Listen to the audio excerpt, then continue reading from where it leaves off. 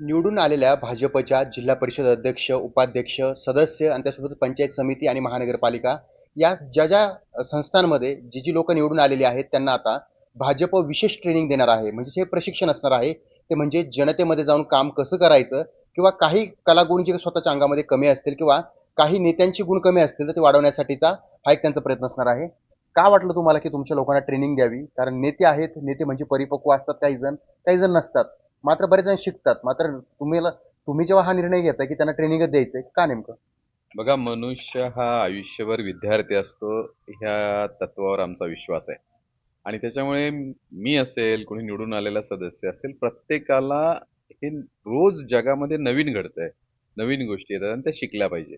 पण आत्ता निवडून आल्यानंतर महानगरपालिका असेल, पंचायत समिती, जिल्हा परिषद असेल, या ठिकाणी काम करताना जनतेचे विषय, रोजच्या तिथलं प्रशासन, त्या प्रशासनाची नियमावली, कायदे, ह्या सगळ्याच गोष्टी की प्रत्येकाला माहीत असतातच असं नाही.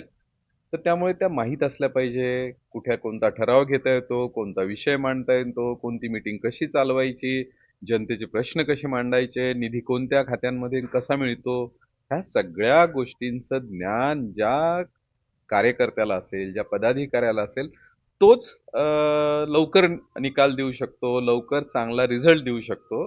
त्यामुळे ह्या प्रशिक्षणाची आवश्यकता आहे. बरं. या प्रशिक्षणात कोण-कोण असणार आहेत? म्हणजे महानगरपालिका म्हटल्याच्या नंतर महापौर, उपमहापौर, सभापती, त्यासोबतच जिल्हा परिषद म्हटल्याच्या नंतर जिल्हा परिषद अध्यक्ष, जिल्हा परिषद उपाध्यक्ष, पंचायत समितीमध्ये सभापती देखील आले. कोण-कोण असेल नेमकं? हे सगळे निवडून आलेले लोकप्रतिनिधींनी हे प्रशिक्षण असतं. अगदी आमच्याकडे आज मंत्री स्तरावर पण प्रशिक्षण असतं.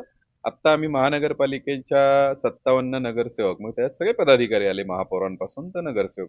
या सगळ्यांचं एक प्रशिक्षण वर्ग इथे शहरामध्ये आम्ही केला. आता तोच रामभाऊ म्हाळगी प्रबोधिनी ची ठाण्याला आहे. तिथे अद्ययावत प्रशिक्षणाचा विषय आहे.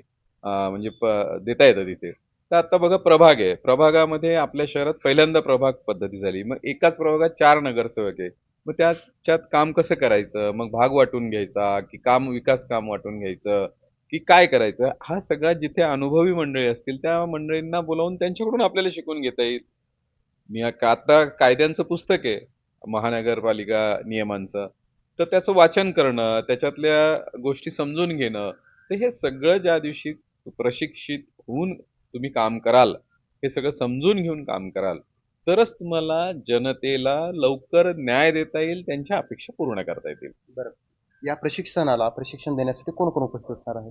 नाही, त्या संस्थेमध्ये आम्ही आमची मागणी दिलेली आहे. आता ते त्या अनुषंगाने प्रभागांमधले चांगलं काम केलेले जे जुने लोकनेते आहेत, जुने नगरसेवक आहेत, पदाधिकारी आहेत, अशा मंडळींना बोलवतील, अनुभवी राजकीय मंडळींना बोलवतील, काही मॅनेजमेंटच्या मंडळींना बोलवतील, काही कम्युनिकेशन स्किलच्या मंडळींना बोलवतील. तर हे एक कमांडो, म्हणजे जसा आर्मीमध्ये, मिलिटरीमध्ये कमांडो असतो, तसा आपला लोकसेवक हा सुद्धा तेवढाच प्रशिक्षित असला पाहिजे. त्याला सगळ्याच गोष्टींचं ज्ञान असलं पाहिजे आणि अनुषंगाने परिपूर्ण करणे. म्हणजे काही अगदी हे एक प्रशिक्षण झालं म्हणजे पूर्ण संपेल असं आम्ही म्हणत नाही. पण वारंवार अशा नव्या-नव्या गोष्टी शिकवत राहणे आणि त्यांना माहिती देणे, हे पक्ष म्हणून पक्षाचं काम असतं आणि सतत ही जी कार्यपद्धती ही चालू असते भाजपमध्ये. बरं. एक दुसरं महत्त्वाचं म्हणजे छत्रपती संभाजीनगर जिल्हा परिषदेमध्ये तुम्ही स्वतःचाच या ठिकाणी अध्यक्ष निवडला, उपाध्यक्ष देखील तुमचाच झाला. मात्र कुठेतरी तुमच्यासोबत असलेला जो महायुतीचा पक्ष आहे, तो नाराज झाला, तुमची युती तुटली आणि महत्त्वाचं म्हणजे त्यांची नाराजी वाढली.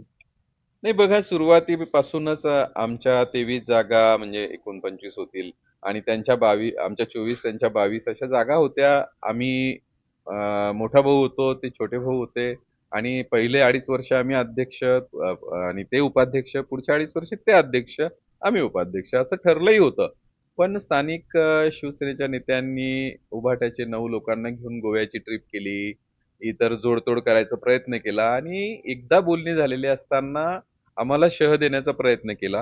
हे आमच्या अगदी ऐन वेळेवर लक्षात आलं आणि मग त्यातलेच काही जण आम्हालाही पाठिंबा द्यायला तयार झाले. तर हे शिवसेनेने एकदा शीर्षस्थ नेत्यांकडून निरोप आल्यानंतर असं करण्याची गरज नव्हती. पण आज भाजपची विकासाची कामं, भाजपचं संघटन हे पाहून दुसऱ्या पक्षात निवडून आलेले कार्यकर्ते बिनशर्त आपल्याकडे येत आहेत. हे भाजपचं आज सामर्थ्य आहे आणि याच्यातून म्हणजे अगदी आम्ही शेवटच्या दिवशी सुद्धा शिवसेनेची वाट पाहिली की ते जर निवडणुकीला तिथे सभागृहात आले तर उपाध्यक्ष त्यांना द्यायचं आणि अध्यक्षपद आपण घ्यायचं. पण ते आलेच नाहीत तर काय करणार अशा वेळेला. तर त्यामुळे भाजपचाच अध्यक्ष आणि उपाध्यक्ष झालेला आहे आणि आम्ही छान काम करू. बरं, तुम्ही केसानं गळा कापला, तुम्ही फसवणूक केली, तुम्ही आम्हाला फसवलं, ही भावना शिवसेनेची म्हणजे तुमच्या जुन्या मित्रांची आहे. मी सांगितलं ना की म्हणजे आमचे माननीय नेते कॅबिनेट मंत्री अतुलजी सावे साहेबांनी परवा मुलाखतीत सांगितलं की अगदी गोव्याचे बोर्डिंग पास आमच्याकडे आहेत, की तुम्ही गोव्याला त्या उभाट्याच्या 9 जणांना घेऊन गेलात, कशासाठी घेऊन गेलात? जर आमच्याशी बोलणी झालेली होती, मग त्यांच्या सहली का घडवल्या? इतर लोकांना तुम्ही का जमा करत होतात? सगळं संख्याबळ तुमचं जास्त झालेलं आहे, अशा सगळ्या गोष्टी तुम्ही सगळीकडे पसरत होतात. तर हा केसाने गळा कापण्याचा प्रकार तुम्ही केलेला आहे. आमचं सरळ होतं, आमचे सदस्य जास्त आहे, आमचा अध्यक्ष तुम्ही उपाध्यक्ष व्हा. आणि आम्ही अगदी त्या बैठकीच्या वेळेपर्यंत तुमची वाट पाहत होतो. पण तुम्हीच गळा कापलेला असल्याने, तुम्हीच या सगळ्या भानगडी केल्या असल्यामुळे तुम्ही तिथे सभागृहात सुद्धा आला नाही. हा मतदारांचा अपमान आहे खरं तर. हे होते भाजप शहर जिल्हाध्यक्ष किशोर शितोळे. भाजपच्या निवडून आलेल्या नेत्यांना या ठिकाणी ट्रेनिंग दिली जाणार आहे, म्हणजेच भाजपचाच कमांडो बनवला जाणार आहे. मात्र दुसरीकडे भाजप आणि शिवसेनेची युती तुटल्यानंतर स्वतःचे नेते आणखी मजबूत करण्याचा प्रयत्न जो आहे तो या ठिकाणी भाजपच असणार आहे. सचिन बडे, लोकशाही मराठी, छत्रपती संभाजीनगर.